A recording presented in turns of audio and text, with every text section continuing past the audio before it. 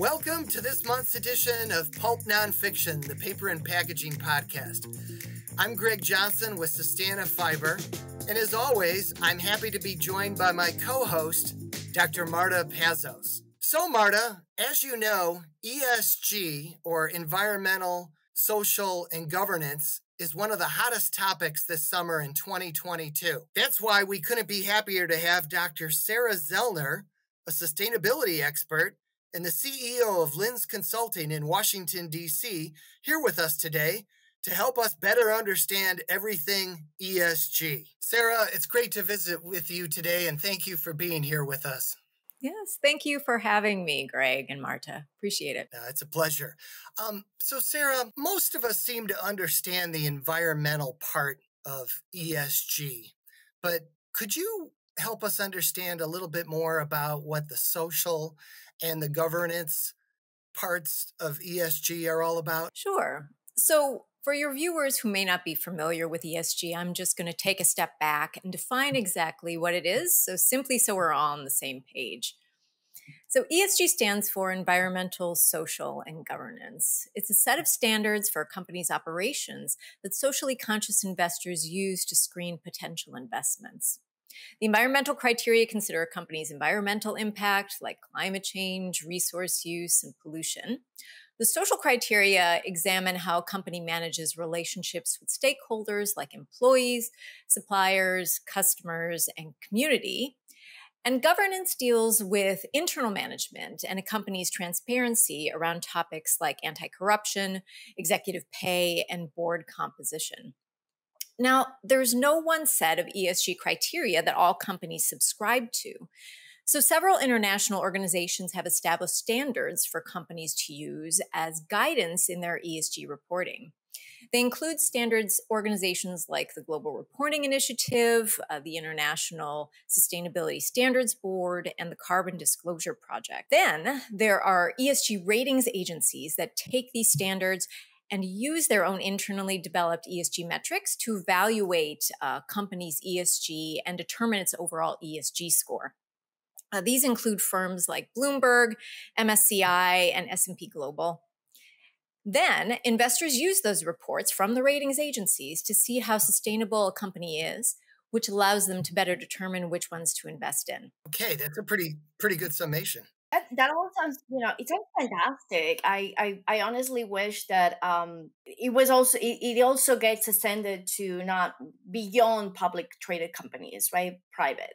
But I guess that the one thing that I like to know, that I am sure a lot of consumers would also like to know, is how do we know those companies that have a high rating or ranking on that ESG scale, if that's a thing, so we can actually be consumers of those companies? Yeah, so you kind of don't. I mean, I'll be honest with you. In terms of the ratings agencies, as I mentioned, they all vary. So they all have their own analyses, their own algorithms that they use to analyze and calculate the scores. So we're basically dependent on those ratings agencies. So those agencies are now increasingly monitored by the SEC. So we can have some belief that the numbers that they provide to investors are truly what they are, but there's still some variability along those lines. So investors, when you're looking at ESG funds, need to be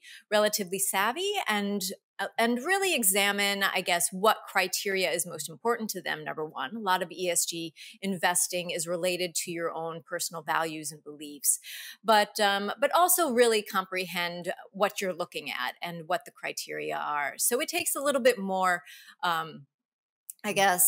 analysis and to delve into some of the numbers to really ascertain what's most important to you and what's really viable. As coming from a consumer products industry, what I'm thinking of is I would love to see, a symbol on the package, such as like the little bunny that tells you that the such product is not being tested on animals, right? Is there any plan for ESG to roll out something like that? I don't think so. Not in the foreseeable future. Again, I think the Securities and Exchange Commission is definitely on the ball because ESG has come to the forefront of investing. It's become very popular, and for a good reason. So I think they're playing catch up a little bit to basically provide investors with more informed decisions. So hopefully that will come down the line, the little symbol that you see on an ESG fund, but for now, that's not in place. I like that idea, Marta. That's pretty clever. So Sara, when we talk about ESG, invariably the subject of greenwashing seems to come up. What's your definition of greenwashing? And in particular, how does that impact ESG? Greenwashing is when a company makes a false claim around ESG characteristics of a product, a service, its operations, or its ESG reporting. Now, if a company is found to be greenwashing, it can negatively impact its ESG ratings, it can lead to government fines, as well as affect corporate reputation and sales. Last April, the SEC issued a statement on greenwashing in ESG to raise investor awareness of potentially misleading statements discovered during recent examinations of investment companies that offer ESG products and services. And at the same time, their Division of Enforcement formed a climate and ESG task force to analyze disclosure and compliance issues related to investment advisors and funds of ESG strategies. So ultimately, the SEC is getting pretty serious about ESG greenwashing. Again, coming from the consumer products industry, I have seen more times than I would have liked to, and certainly more times that I believe I should have, these greenwashing claims, or these, I don't know if they are so much false as they are exaggerated, or they tend to hide those inconvenient parts that would tip the scale of the that environmental lessening impact factor, right? So when it comes to greenwashing can be viewed in two different facets. So especially when we're talking about ESG. So with ESG itself and ESG funds and ESG investors, that greenwashing is monitored by the Securities and Exchange Commission. So they basically, and as I mentioned, put out this new risk alert around ESG around the greenwashing of ESG funds. And so they're very keen to make certain that investors are aware that of any toward practices, that companies are undertaking, that investment companies are undertaking to basically, say something is ESG related, but in fact it's not. So that's truly what greenwashing is from the investment side. Then from the advertising side, and I think that's what you're talking a little bit more about, Marta. So that's monitored by the Federal Trade Commission, the FTC. And so they're the ones who in products and services and advertising will confront a company and basically fine them, assess them a fee if they're found to actually be greenwashing a product or service. So for example, I believe it was Walmart earlier this year was assessed a fine of $3 million for greenwashing. I believe it was bamboo and rayon rugs. They basically said that they were green and sustainable, when in fact the rayon is created using toxic chemicals, and thus it was essentially greenwashing. So as a result, Walmart was assessed this fine. So can a consumer go report to the FTC? I believe they can. I believe if they suspect a company of greenwashing, they can submit a complaint, and the FTC can assess that complaint. I believe there is. Oh, right. I'll look into that. Yes, because I'm thinking of some that I have seen, heard of, or experienced somehow that kind of greenwashing to a certain extent, right? So Sara, what's the difference between ESG and CSR, corporate social responsibility. And is there any interaction between those two? Yeah, as we discussed, ESG is a criteria that investors use to screen companies that they could potentially invest in. So CSR, or corporate social responsibility, is a business model where companies work to address the impact that they're having both socially and environmentally. So beyond the current business, companies that practice CSR actively work to improve society and our world. As for the interactions between the two, CSR is the overarching strategy that companies use to better society and the environment, while ESG is centered on the measurement and the reporting of the company's CSR activities. What about extended corporate responsibility? You know, the idea that when a company puts a product out there, it's also going to be responsible for the end of life. Is that also involved in any of these or about to? Because I hear about companies or about governments, right, in certain countries more and more inclined to start asking, particularly consumer products companies, to, hey, it's great that you're putting a product out there, but now make sure that you know how to pick it up and properly process it, right, so it doesn't end up becoming waste or Correct. Yeah, and that's more related to the circular economy, which is a component of corporate responsibility. It certainly can be. Not all companies practice circularity, but they have the option to do so. So circularity, as you mentioned, is when a company will come back and actually try to use the waste that they've created in the production process. So companies do implement those types of practices. It's definitely becoming more common, certainly more common in the EU, but also American companies are on the bandwagon with that also. So, Sara, talking about circularity, I know back in 2020, you were a co-author of a report that was done for the U.S. Chamber of Commerce Foundation that was entitled Creating a Circular Economy in the Great Lakes Region. And you graciously mentioned us, Sustana Fiber, which we appreciated. But could you tell us a little bit about that report and what you found with companies like ours and others, not only in the Midwest, but in North America in general, that are what they're doing to help spread the circular economy and develop it? Yeah. So to give you a better definition of the circular economy, just to start off, so we're again all on the same page. It's a production and economic model whereby companies reuse and recycle materials, water, and energy involved in production processes, with the goal to find other uses for that production waste and those byproducts. As you mentioned, Greg, I worked on behalf of the U.S. Chamber of Commerce Foundation with management consulting company Navigant to help build the U.S. case for greater adoption of the circular economy. Now, in our report, we used the Great Lakes as an example and showcased the work of companies that have adopted circular practices. Now, as an example of circularity, when we focused on paper, many paper mills accept paper cups, milk cartons, juice cartons, in the case of recycled materials that they then use to create new products.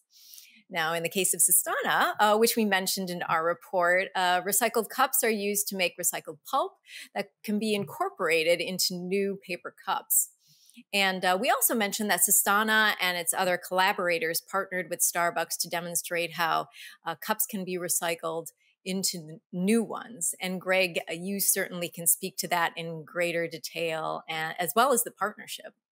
We do appreciate it. I'll tell you what, Sara, I'm so happy that you're bringing up that one example, because that is actually how I learned about Sustana before I met Greg. And we still can't figure out exactly how we met.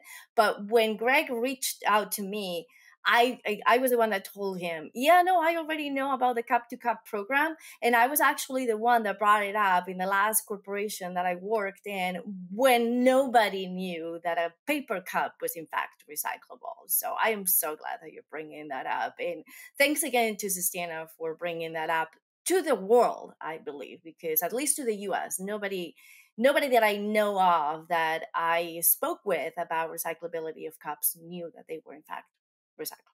Well, thank you both. Those are both great ringing endorsements. So, although everyone seems to agree on the premise that ESG does good, there are naysayers. And there was a recent report in the March 31st, 2022 edition of the Harvard Business Review, Sara, that I wanted to ask you about.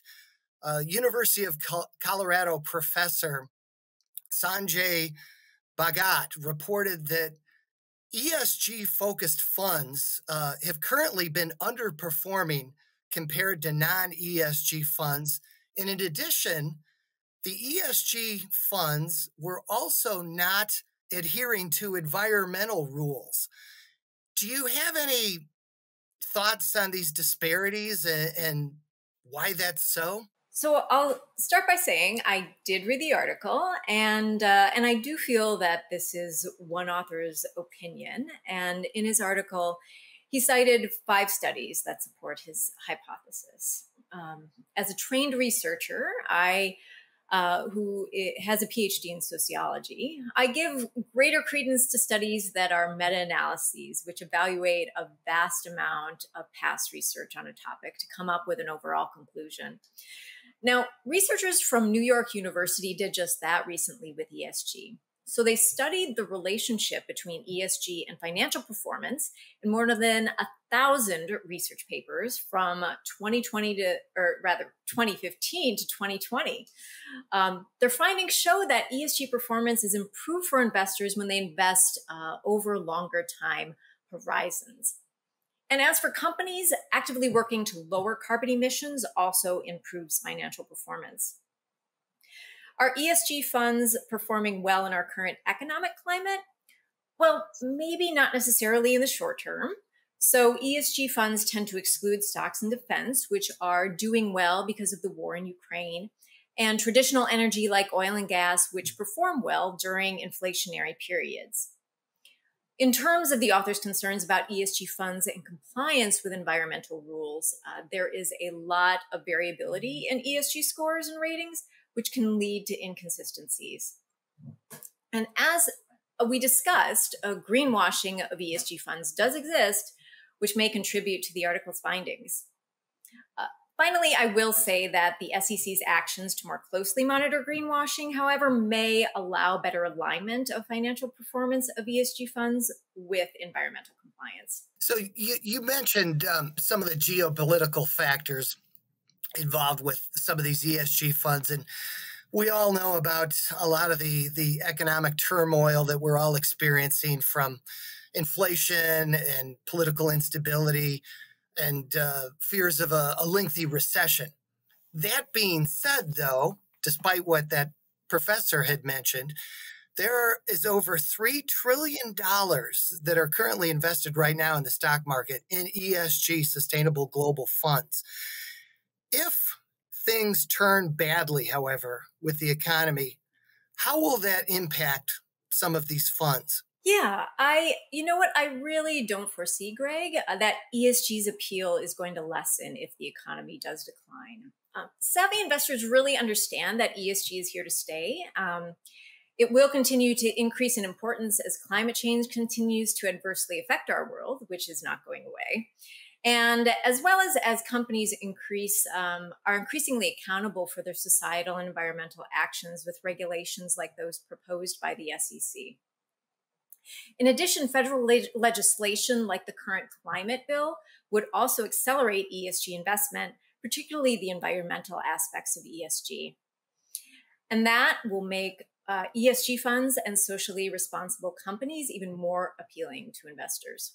You know what? One thing that I always say is, I think that we as a society, right? But it is so difficult to sell to companies that the circular economy practices and those environmentally lessening practices are in the long run cheap, right? So they are going to they're going to lower not only the environmental impact, but also the cost of doing business altogether. But certainly I feel that investors are willing to sacrifice a little bit of returns to invest in their values nowadays. I think we recognize that climate change is really having a great influence on the markets, on companies, and how they do business. And certainly returns are still important, but ESG will continue to have even greater importance going forward, knowing the changes that climate change are bringing in the future. And how much it's costing all of us, huh? It's crazy. When runways melt, you know that we have problems. Yes, very true. Right? Very true. In addition to ESG, Sara, I know you're also involved in another business, SAS Healthy Living, and you are a wellness coach. You dive into different areas like fitness and sustainable living. Tell me this. Obviously, over the last couple years with what we've gone through, there's been a lot of mental health issues and things like that. Are there any techniques or tips that you might be able to share with us today regarding that and how people can feel better about themselves? Yes, absolutely. Yeah. To effectively reduce stress, you ultimately need to find something that works for you, which is very individualized and may require a bit of trial and error. But some of the ideas that I suggest to my clients include exercising. So that could be cardio, yoga, dancing. I mean, whatever works for you. And where you have the added benefit to your physical health. Also, socializing with friends is a great way to reduce stress, or calling a friend, which also benefits your emotional health. Meditation is often mentioned and as a stress reduction technique, and that can be very, very beneficial. And then finally, performing a hobby. So, or doing something that you really enjoy, whether that's reading, gardening, playing games, whatever that really looks like, anything that will really help you relax. And if you're in a really challenging place, I always tell my clients not to hesitate to seek out the assistance of a mental health professional. That's also extremely important to keep in mind. Thank you so much for that, Sara. I'm one of those that has, for a very long time, believed very, very strongly in the power of mental health. And I wish that we didn't have this looming stigma around it, right? The fact that nobody is going to ask you, well, why are you going to do a physical checkup when you go to the doctor for your annual, right? I believe very strongly that we should have in place mental checkups too. But I'm actually going to pick on something related to exercise, which I actually believe is very powerful to maintain your mental health in check. So what do you do with all those running shoes and clothes that you use after you realize that you no longer should be using it? I'm one of those that also run my shoes down to the ground, which I know I shouldn't, because eventually my knees will suffer. But that's because I don't want to throw them away, right? I have clothes and shoes from 20 years ago. Those are the only ones that I know I shouldn't keep for a long time. What do you do? Yes. So in the spirit of being environmentally responsible, I try to find take back programs for at least for my shoes. So I believe Nike may have a take back program where they'll take recycled shoes, not only their own, but also recycled sports shoes of other brands. And so oftentimes my understanding is that Nike will then use those recycled shoes to turn them into new products. I think you've seen maybe at playgrounds, they have this rubber-based, not surface. Exactly. So that I believe is generated from recycled shoes. So it's wonderful that companies are actually putting and being socially responsible in the spirit of ESG and their corporate responsibility to have these take back programs, which are also circular, as we talked about previously, part of the circular economy.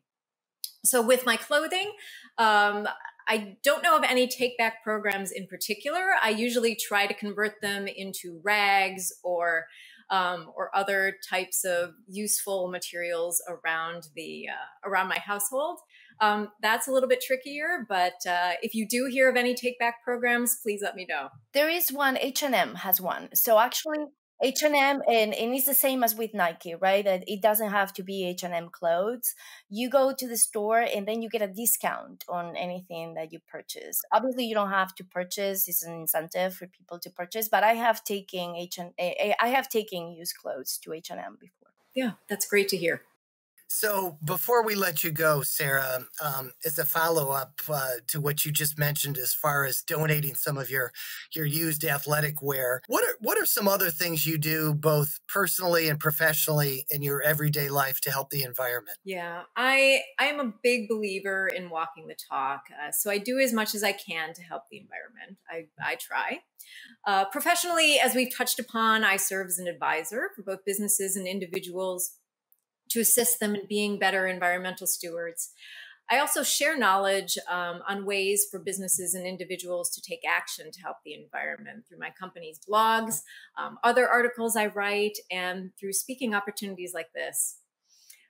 Now, personally, I try to do my part by recycling. I use public transportation. I try to limit the amount of meat that I consume, and I lessening my dependence rather on single-use plastic, which is also very important. But admittedly, I, like my clients, am a work in progress and always striving to be better with that. You know, I wish that we all were more like work in progress. I think that work in progress is right now the way to go, because we're still, like you said, right, so dependent that sometimes it's almost impossible not to consume anything that comes in a plastic, right?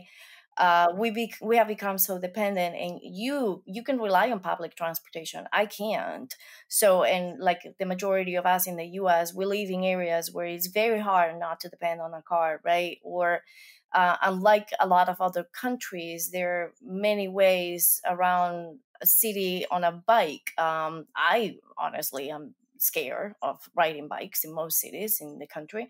So I think that work in progress is what we all can do and should do at this point. Well, we can have fun with it too, right? Like it's creative. So it was such a pleasure. Thank you so much for joining us today. I learned a lot. Sara, thank you for chatting with us, and we're grateful for your time today. Thank you so much. Glad to be here. Thanks again. Join us next month for a new episode of Pulp Nonfiction, the paper and packaging podcast, and please be sure to visit sustanafiber.com for previous podcasts, as well as more information on our sustainable fiber products. Thanks again. Remember to recycle, and we'll be sure to see you again soon.